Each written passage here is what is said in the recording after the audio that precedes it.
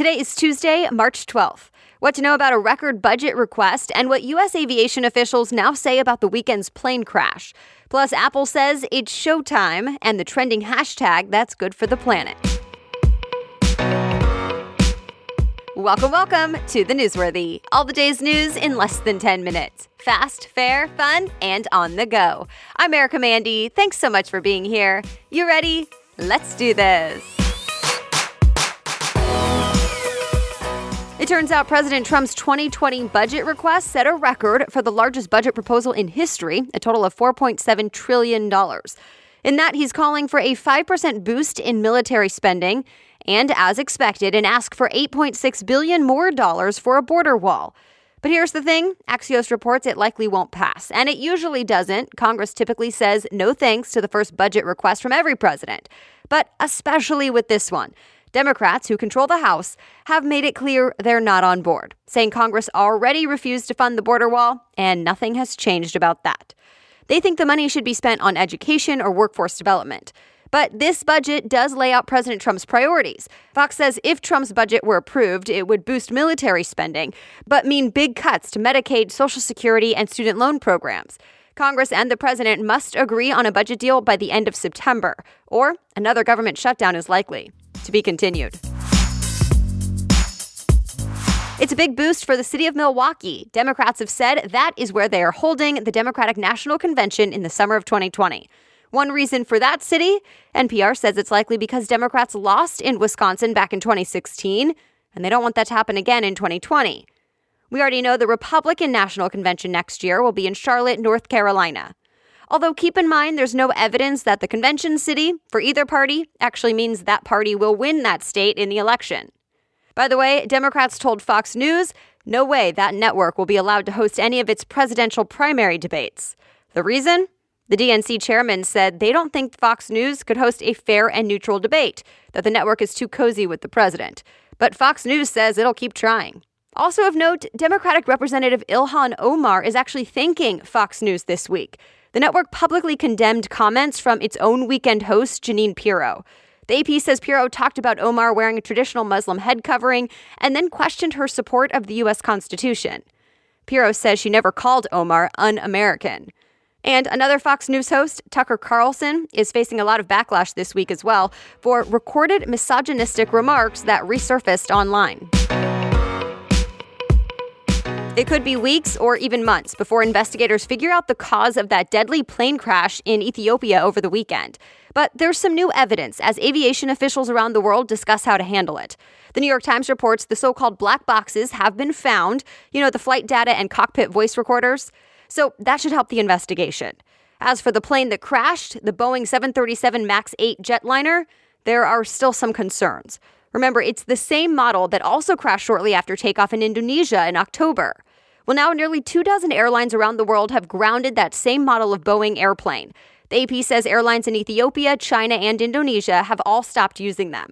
But at least a dozen carriers still say there's no evidence there's an issue, and they believe they're safe. They'll keep using them. In the U.S., that includes American and Southwest Airlines. U.S. aviation officials also say they're paying attention, but at this point, there's no reason not to use the planes. Boeing also still says the planes are safe, but now the company plans to also go ahead and issue a software update and is working on changes to its flight controls and training guidelines. A massive and now deadly blackout in Venezuela has been going on for several days now, and leaders are pointing fingers at who's to blame. CNN says the country's opposition leader, Juan Guaido, who the U.S. supports as the rightful president, plans to call for a state of national emergency and says this outage was a sign the country has truly collapsed. He blames an outdated power plant for the outage, but President Nicolas Maduro says the U.S. sabotaged the country with a cyber attack. The New York Times talked to experts who say that's not likely.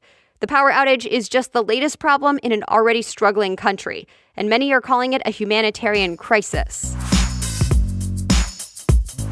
Two European firms are backing a big project in the U.S. to use wind and solar power. The Wall Street Journal says the hope is to allow that renewable energy from the upper Midwest to reach the eastern U.S., essentially creating what is like a giant extension cord through the center of America and affecting as many as 13 states, including Illinois, Ohio, and Pennsylvania. The Journal says it'll be called the SOO Green Renewable Rail. It would be built underground along a railroad in a $2.5 billion project. But it still has a long way to go, including getting all the right permits. Developers hope to make it a reality by 2024. Much more news ahead, but a quick break for today's sponsor, FabFitFun. The spring box is here, and it's epic, and it will sell out soon.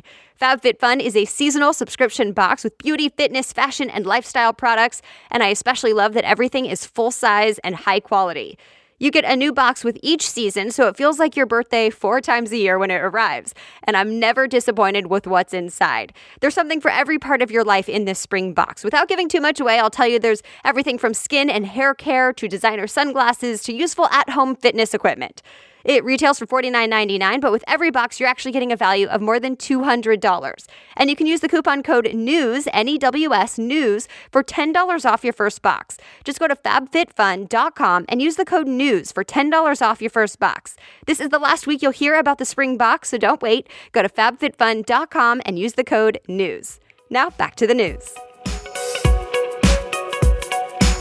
Tesla changed its mind. The company now says it will not close all of its retail stores after all. Just last month, Tesla said it was switching to online-only sales and most prices would drop because of it. Well, now the Verge reports the company will raise most prices by 3% starting next week in order to keep at least some physical stores open. USA Today reports the flip-flop has investors worried the company doesn't have a solid strategy in place. Uber is testing something new, renting out kitchens. Bloomberg reports they're commercial-grade kitchens that come fully equipped and are meant for businesses who sell food through delivery apps, like Uber Eats. But Uber already has some competition, and it's from the company's former CEO, Travis Kalanick. Remember, he was pushed out of Uber because of a series of scandals. But Kalanick has already created a similar kitchen rental startup called Cloud Kitchens. Cloud Kitchens has taken off in Los Angeles, while Uber's project is only at the testing stage. Twitter wants some people to help test out some new features with a new app that just went live. The app is called Twitter, but spelled without the vowels, so TWTTR, which was actually the site's original name. TechCrunch says the company will use the prototype app to test out things like new designs for Twitter conversations that could roll out to everyone later. But this is invite only. If you want to use the new app to be a tester, you do have to apply online and agree to the new privacy terms. It's official. Apple's next big event is later this month on March 25th, and the invitations that went out this week say it's Showtime. So The Verge reports many people think Apple will be talking all about its new video streaming service and Apple News subscription. Of course, new products may also be in the mix, like AirPods and a wireless charging pad. So stay tuned for details. A new trending hashtag online is also doing some good offline. It's hashtag Trashtag. BuzzFeed says the challenge consists of taking before pictures of areas full of litter, then after pictures of the same space but with all the trash cleaned up. People around the world joined in on the trend.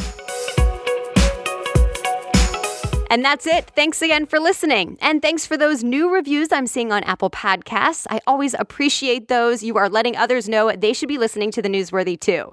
I also see you sharing on social media. Thank you. And of course, a big thanks to those of you becoming Newsworthy Insiders. If you want to learn more about that, just click the link in the episode description right in your podcast app. And read more about any of the stories we talked about today by going to the homepage of thenewsworthy.com, click episodes, and then look for today's date. I always provide you with all the story sources and links right there. The Newsworthy is ready for you to listen every weekday by 4 in the morning. I'll be back with more news tomorrow. Have a great day.